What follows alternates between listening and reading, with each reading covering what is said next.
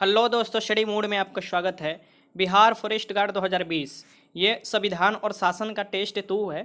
इसमें जो भी क्वेश्चन है उसे आपको लगाना है और अपना स्कोर बताना है। कल के टेस्ट में अच्छे खासे लोग स्कोर अपना बताए थे। मैंने सभी का स्कोर देखा था, बहुत उत्साहजनक स्कोर था। तो चलिए टेस्ट स्टार्ट करते हैं और ऐसे ही टेस्ट आपको हर सब्जेक्ट वाइज मैं देते रहूँगा। अभी संविधान शुरू किया हूँ, कल से हिस्ट्री ज्योग्राफी भी मैं शुरू कर दूँगा। तो चलिए, पहला क्वेश्चन है कि लोकसभा के लिए चुनाव लड़ने की इच्छुक व्यक्ति की न्यूनतम आयु होनी चाहिए। जो भी व्यक्ति लोकसभा के चुनाव लड़ना चाहता है, उसकी जो इच्छुक व्यक्ति है चुनाव लड़ने वाला, उसकी न्यूनतम आयु कितनी होनी चाहिए। ठीक, न्यूनतम आयु कितनी होनी चाहिए ये आपको बताना है। तो इसका आंसर हो जाएगा ए, उसकी न्यूनतम आयु 25 वर्ष होनी चाहिए। देखिए, आयु से क्वेश्चन बनता है तो यहाँ से क्लियर कर लीजिए, कभी भी क्वेश्चन बनेगा तो या तो लोकसभा से देगा। ठीक, उसी के पैरेलल में राज्य में विधानसभा होता है, तो विधानसभा के भी बनने के लिए न्यूनतम आयु 25 वर्ष चाहिए। ठीक, यहाँ पर आप देख सकते हैं कि 25 वर्ष चाहिए। फिर हम बात करते हैं राज्यसभा। राज्यसभा को हम लोग उच्च सदन बोलते हैं और राज्यसभा जो अस्थायी सदन है, वैसे आपको राज्यसभा बनने के लिए 30 वर्ष चाहिए आयु। वैसे ही कुछ राज्यों में विधान परिषद है, तो विधान परिषद के सदस्य बनने के लिए भी 30 वर्ष आयु चाहिए, ये याद रखिएगा। अब हम बात कर लेते हैं राष्ट्रपति के बारे में। राष्ट्रपति, राज्यपाल और उपराष्ट्रपति, इनको बनने के लिए न्यूनतम आयु कम से कम 35 वर्ष चाहिए, ये सब याद रखिएगा। अब हम बात कर लेते हैं मुखिया, जो आप बोलते हैं बार बार, जैसे कि चुनाव जो होता है आपको पंचायती राज व्यवस्था में, तो मुखिया होते हैं ना, तो उनको बनने के लिए न्यूनतम आयु 21 वर्ष चाहिए, ये याद रखिएगा। अगर हम लोग वोट डालने के लिए बोले कि हम लोग का वोट डालने के लिए अगर वोटर लिस्ट में नाम हम लोग का कितना एज चाहिए कम से कम, तो 18 वर्ष चाहिए। पहले 21 वर्ष था, लेकिन 61वां संविधान संशोधन द्वारा 1989 में इसे भी 18 वर्ष कर दिया गया। तो अब 18 वर्ष से कोई भी जो व्यक्ति है उनका वोटर लिस्ट में नाम है तो वो वोट डाल सकते हैं लोकसभा और विधानसभा के लिए, जहां उनको मौका मिलता है, या पंचायती राज का जब चुनाव होता है मुखिया का, तो उस समय वो वोट डाल सकते हैं। तो ऐसे क्वेश्चन बने हैं, तो ऐसे क्वेश्चन को आपको कर लेना है, आसानी से सभी क्वेश्चन हो जाएगा। पहले के आंसर ए हो जाएगा। क्वेश्चन नंबर 2 देखिए, क्वेश्चन नंबर 2 है, किसकी पूर्व अनुमति से लोकसभा में वित्त विधेयक को पेश किया जाता है। किसकी पूर्व अनुमति चाहिए आपको वित्त विधेयक पेश करने के लिए। वित्त विधेयक या धन विधेयक आप बोल सकते हैं। तो वित्त विधेयक पेश करने के लिए अनुमति चाहिए, इसे ध्यान से लगाइएगा। वित्त विधेयक पेश करने के लिए आपको उससे पहले, आपको पेश करने से पहले राष्ट्रपति की अनुमति मिलना ही मिलना चाहिए। ठीक, तो इसका आंसर क्या हो जाएगा, 2 का आंसर सी हो जाएगा। अब बहुत लोग को कंफ्यूजन होगा, तो इसमें लोकसभा का उपाध्यक्ष क्या कहता है। लोकसभा का उपाध्यक्ष ये बताते हैं कि ये विधेयक धन विधेयक है कि नहीं है, ये बताते हैं। ठीक, ये विधेयक धन विधेयक है कि नहीं है, ये याद रखिएगा। और अनुमति की बात है तो सबसे पहले आपको उसमें राष्ट्रपति की अनुमति होनी चाहिए वित्त विधेयक को पेश करने के लिए। ठीक, ये याद रखिएगा। तो दूसरे के आंसर क्या हो जाएगा, सी हो जाएगा। क्वेश्चन नंबर 3 है कि संविधान के 8वीं अनुसूची में निम्नलिखित या निम्न में भाषाओं में कौन सी विनिर्दिष्ट नहीं है। मीन्स कि इसमें कौन सी जो है, जो कि हमारे 8वीं अनुसूची में जो भाषा दिया है, टोटल 22 भाषाओं का भी उल्लेख है। पहले 14 था, लेकिन धीरे धीरे बढ़ते गया, 22 भाषा का उल्लेख है अभी। इस 22 भाषाओं में कौन सी भाषा का उल्लेख नहीं है 8वीं अनुसूची में, ये क्वेश्चन के कहने का मतलब है, ये आपको बताना है। कौन सी ऐसी भाषा है जिसका उल्लेख नहीं है, तो वह अंग्रेजी का नहीं है, अंग्रेजी भाषा का नहीं है उल्लेख, इस बात को ध्यान में रखिएगा। हिंदी ऐसा भाषा है जो 22 भाषाओं में जो सबसे ज़्यादा बोला जाता है। ठीक, तो ये याद रखिएगा। ये 8वीं अनुसूची में दिया है, जैसे 12 अनुसूची है भारतीय संविधान की, उसकी 8वीं अनुसूची में ये भाषा के बारे में दिया है। और आर्टिकल 343 याद रखिएगा, हिंदी भाषा से है। ठीक, और ये भी याद रखिएगा, एक बात और भी याद रखिएगा कि कल जो हुआ, बीते हुए 14 सितंबर जो कल आपको विश्व हिंदी दिवस मनाया जाता है, तो ये याद रखिएगा। आप कल आर्टिकल देखे होंगे इस बारे में। देखिए, क्वेश्चन नंबर 4 देखते हैं। क्वेश्चन नंबर 4 कह रहा है, किसी राज्य की विधायिका के अधिकतम सदस्य कितने हो सकते हैं। किसी भी राज्य के विधायिका नहीं, आप विधानसभा दिया है, माफ कीजिएगा, यहाँ पर विधानसभा। ठीक, किसी भी राज्य के विधानसभा के अधिकतम सदस्य कितने हो सकते हैं, ये आपको बताना है। ठीक, विधानसभा, जैसे कि राज्य में विधानमंडल होता है, केंद्र में आपको क्या होता है, संसद होता है। तो संसद के 3 पार्ट हो जाते हैं, राष्ट्रपति हो जाता है, लोकसभा और राज्यसभा, इसके सदस्य हो जाते हैं। वैसे ही आपको राज्य में विधानमंडल होता है, कहीं कहीं पर विधान परिषद है, और सभी राज्यों में विधानसभा है और राज्यपाल, ये मिलाकर विधानमंडल बनते हैं। ठीक, वैसे ही विधानसभा में अधिकतम कितने संख्या हो सकता है, तो ये जो हो सकता है ये आपको 500 हो सकता है अधिकतम। सबसे ज़्यादा विधानसभा की संख्या वहीं पर है जहाँ पर सबसे ज़्यादा भारत में जनसंख्या है। वो कौन सा राज्य है, तो यूपी है, उत्तर प्रदेश है, ये बात ध्यान में रखिएगा। तो उत्तर प्रदेश में विधानसभा का लगभग 403 सीट है, ये ध्यान से याद कर लीजिएगा। बिहार में देखिएगा तो आपको लगभग 243 पड़ेगा आपको विधानसभा की सीट है, और आपको लगभग 75 पड़ेगा विधान परिषद की सीट है। और यहाँ पर मैं बता दूं 40 है जो लोकसभा का सीट है, और जो राज्यसभा का सीट है बिहार में वो 16 है। और बिहार में जो जिलों की संख्या है 38 है, और यहाँ पर कमिश्नरी कितना है, तो 9। तो ये सब आपको याद करना है। यहाँ से क्वेश्चन जब भी बनता है तो आपको क्वेश्चन को लगा लेना है, पैनिक नहीं होना है। अब यहाँ पर मैं आपको कुछ बता दूं कि इसमें अगर न्यूनतम संख्या दे, विधानसभा की न्यूनतम संख्या, कि अधिकतम तो आपको पता है 500, तो न्यूनतम में 60 होता है। लेकिन इसका कुछ अपवाद भी है, वो क्वेश्चन जब हम कराएंगे कौन कौन अपवाद है तो वो उस समय मैं आपको बता दूंगा।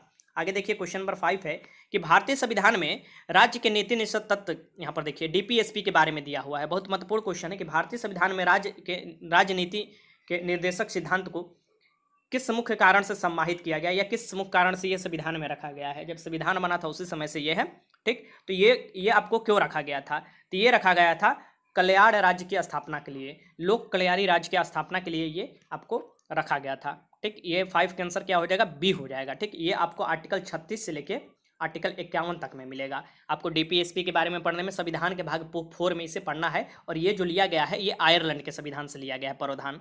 तो आपको 5 का आंसर क्या हो जाएगा, बी। क्वेश्चन नंबर 6 देख लेते हैं कि संसद के दोनों सदनों के संयुक्त अधिवेशन को कौन बुलाता है।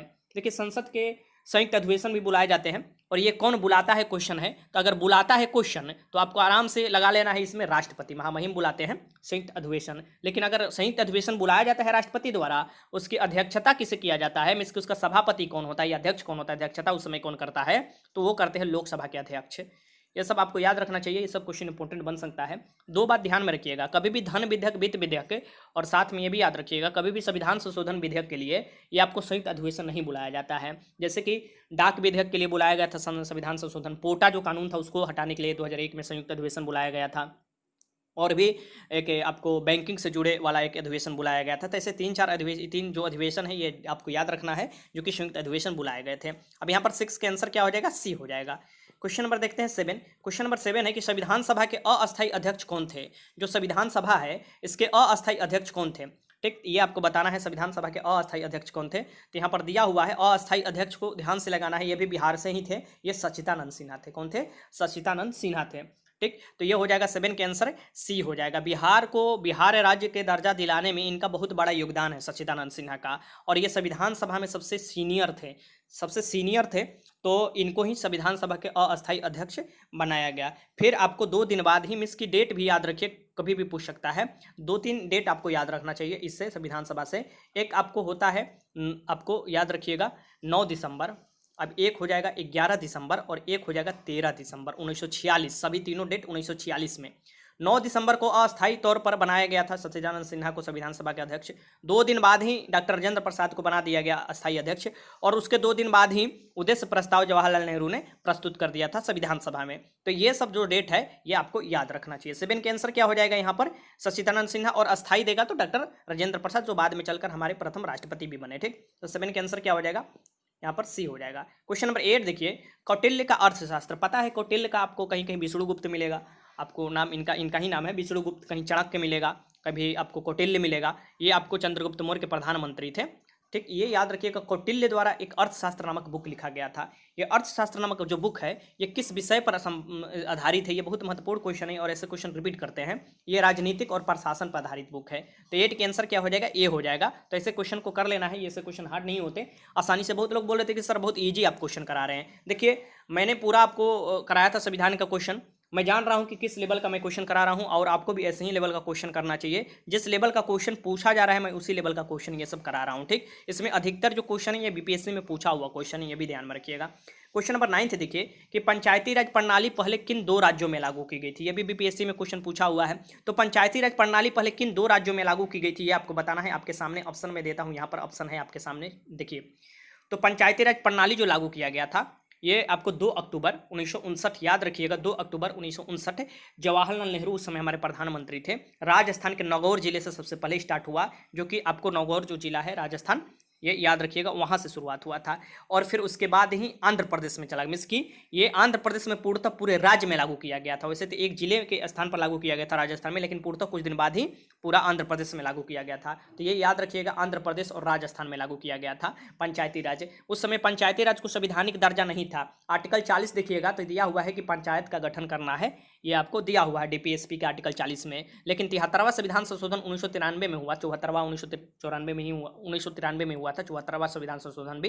ये सब जो हुआ ये आपको पंचायती और नगर पालिका को शक्ति दिया गया, संविधान में एक पाठ जोड़ा गया और संवैधानिक इनको अधिकार दिया गया और कहा गया कि हर 5 साल के बाद इनका चुनाव भी होगा, जो कि राज्य की जिम्मेदारी होगा चुनाव कराने का। ठीक, तो ये सब आपको दिया गया, इनका कैसे वित्त व्यवस्था किया जाए, पैसा कहाँ से आएगा, राज्य ये निर्धारण करेगा।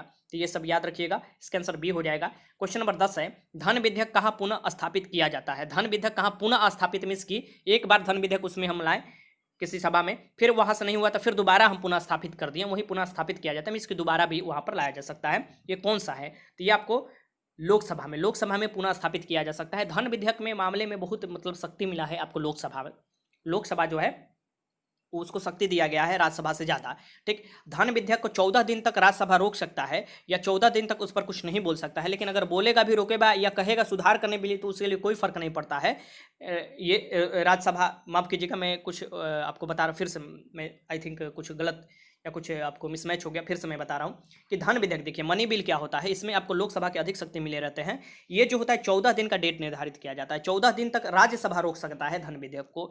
14 दिन के अंदर ये सुझाव भी दे सकता है, 14 दिन का बोल भी सकता है, सुझाव नहीं भी दे सकता है राज्यसभा, लेकिन 14 दिन बाद ये खुद ही मान लिया जाएगा कि ये पास हो गया है राज्यसभा से। ठीक, इसीलिए लोकसभा को शक्ति दिया गया है धन विधेयक मीन्स की मनी बिल में। और मनी बिल जो होता है ये पैसे से खर्च से रिलेटेड होता है, मीन्स की अगर डायरेक्ट देखा जाए तो पैसे के खर्च पर लोकसभा की शक्ति ज्यादा होता है। और लोकसभा के बहुमत दल के ही नेता क्या होते हैं, प्रधानमंत्री होते हैं, इसलिए कोई भी कोशिश करता है प्रधानमंत्री बनने के लिए। और वैसे ही राज्यसभा में जाइएगा तो विधानसभा को इसमें ज्यादा इसकी शक्ति दिया गया है धन विधेयक। राज्य में अगर आइएगा, राज्य के शासन में, तो ऐसे ही आप देखिएगा मुख्यमंत्री बनने के लिए ज्यादा चेष्टा लगता है लोगों को, क्योंकि वो सारा जो धन है उनका पकड़ जो है लोकसभा में अगर बहुमत है तो आपके पूरा धन पर पकड़ है। अब जो चाहिए बहुमत से आपको पास करा लीजिएगा लोकसभा में, और राज्यसभा का उतना शक्ति तो है ही नहीं है कि रोक सकता है, तो ये से धन कितना भी खर्चा किया जा सकता है। ठीक, लेकिन हर धन का हिसाब रहता है। सीएजी जो है, कैग जिसे हम लोग बोलते हैं, लेखक परीक्षक जिसे बोला जाता है। ठीक, ये जो है ये आपको देखता है कि कहाँ पर धन, कहाँ पर घोटाला, ये सब कहाँ हो रहा है। ठीक, तो धन विधेयक जो है ये कहाँ, तो लोकसभा में पुनः स्थापित किया जा सकता है, ये याद रखिएगा।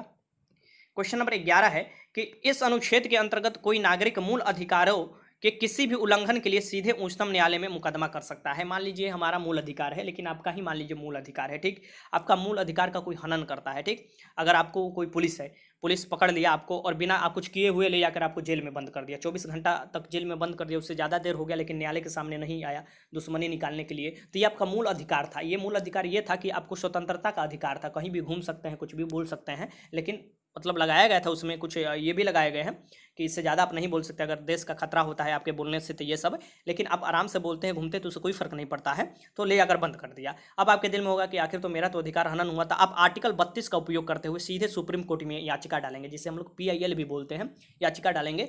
आप जा सकते हैं सीधे सुप्रीम कोर्ट, आप बोलिएगा तो वो अगर सुप्रीम कोर्ट के जांच में आया कि नहीं आपके साथ ऐसा हुआ है, तो वो सीधे उस सभी को निष्कासित कर देगा, ये सबको दंड देगा। ठीक, राज्य सरकार से बोलेगा, राज्य सरकार अपना जवाब देगा या राज्य सरकार उन लोगों को दंड देगा। ठीक, ये आपको आर्टिकल 32 के तहत सुप्रीम कोर्ट हमारे जो भी अधिकार है उसकी सुरक्षा करता है। ठीक, आइए आपको फंडामेंटल राइट में ही यही एक राइट दिया गया है, 6वां राइट जो है हम लोगों का यही है। ठीक है, आर्टिकल 32 जो दिया हुआ है। ठीक, तो ये राइट टू रेमेडी जिसे बोला जाता है। ठीक, ये याद रखिएगा। आर्टिकल 32 में 5 रेट भी जारी किए जाते हैं, मैं रेट के बारे में भी आपको बताऊंगा आगे जब क्वेश्चन लूंगा, तो ये याद रखिएगा। 11 के आंसर क्या हो जाएगा, सी हो जाएगा। और आप आर्टिकल अगर आप उच्च न्यायालय जाते हैं, इसकी हाईकोर्ट भी जा सकते हैं, तो आर्टिकल 226 का उपयोग करते हुए जा सकते हैं। क्वेश्चन नंबर 12 है कि भारतीय संविधान सभा का गठन किया गया था। जो भारतीय संविधान सभा है इसका गठन किया गया था, कब किया गया था ये आपको बताना है। तो भारतीय संविधान सभा का जो गठन किया गया था, इसकी किसके सिफारिश या कब किया गया था ये आपसे पूछ रहा है। तो एक कैबिनेट मिशन योजना आया, उसके अंतर्गत ही ये आपको संविधान सभा का गठन किया गया था, भारतीय संविधान सभा का। तो ये 1946 में आया था और 1946 में ही देखिएगा तो संविधान सभा का गठन किया गया था। ठीक, तो 12 का आंसर क्या हो जाएगा, बी हो जाएगा। क्वेश्चन नंबर 13 है कि धर्मनिरपेक्ष, देखिए धर्मनिरपेक्ष तो यहाँ शब्द नहीं होना चाहिए, पंथ निरपेक्ष होना चाहिए।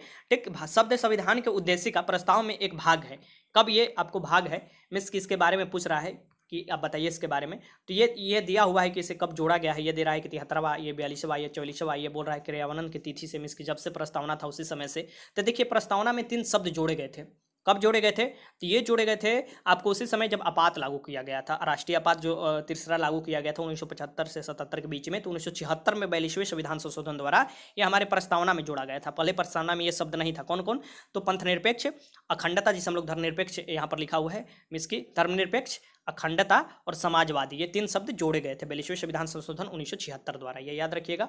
तो 13 का आंसर क्या हो जाएगा? सी हो जाएगा। क्वेश्चन नंबर 14 है कि संविधान सभा में यह किसने कहा था कि सरकारी नीति के निर्देशक सिद्धांत किसी बैंक, देखिए ये आपको डीपीएसपी के बारे में संविधान सभा में ये किसने कहा था, क्या कहा था कि किसी, ये जो सिद्धांत के बारे में डीपीएसपी के बारे में कि किसी बैंक के दे उस चेक की तरह है जिसका भुगतान बैंक अपनी सुविधा अनुसार करता है। मीन्स कि बैंक अगर कोई चेक देता है उसके अनुसार ही अपना भुगतान करता है, उस तरह से ये डीपीएसपी है। किसी बैंक के दे उस चेक की तरह है जिसका भुगतान बैंक अपनी सुविधा अनुसार करता है। ठीक, कि अगर मान लीजिए पैसा है तो देगा, पैसा नहीं है तो बोलेगा कि हमारे पास पैसा नहीं है, कभी आकर अगले दिन ये चेक भुना लीजिएगा, या आज 5 रुपया ले लीजिए, कल 20 रुपया ले लीजिएगा। ठीक, तो ऐसे कर ये सुविधा अनुसार अपना करता है। वैसे ही आपको डीपीएसपी के बारे में, directive principle of state policy, राज्य के नीति तत्व के बारे में किसने कहा था, तो केटी शाह जो थे, इन्होंने इस पर टिप्पणी किया था। ठीक, तो बी हो जाएगा आंसर। ये आपको 11-12 के एनसीईआरटी पढ़िएगा तो उसमें ये दिया हुआ है। ठीक, आज का लास्ट क्वेश्चन है, भारत में रहने वाले ब्रिटिश नागरिक का दावा नहीं कर सकते। भारत में जो ब्रिटिश नागरिक रहते हैं वो दावा नहीं कर सकते। किस पर दावा नहीं कर सकते ये आपको बताना है। ठीक, ये कौन से अधिकार पर दावा नहीं कर सकते, तो व्यापार और व्यवसाय की स्वतंत्रता के अधिकार, व्यापार और व्यवसाय की स्वतंत्रता के अधिकार पर ये दावा नहीं कर सकते। बाकी विधि के समक्ष समता के अधिकार सबको उपलब्ध है, जीवन और व्यक्तिगत स्वतंत्रता की सुरक्षा का अधिकार ये भी है, और धर्म की स्वतंत्रता का अधिकार भी है। ठीक, तो ये सब याद रखिएगा। 15 का आंसर क्या हो जाएगा? बी हो जाएगा। ये आईएएस में क्वेश्चन 1997 के प्रीलिम्स में पूछा हुआ था, तो आपको 15 का आंसर क्या हो जाएगा? बी हो जाएगा।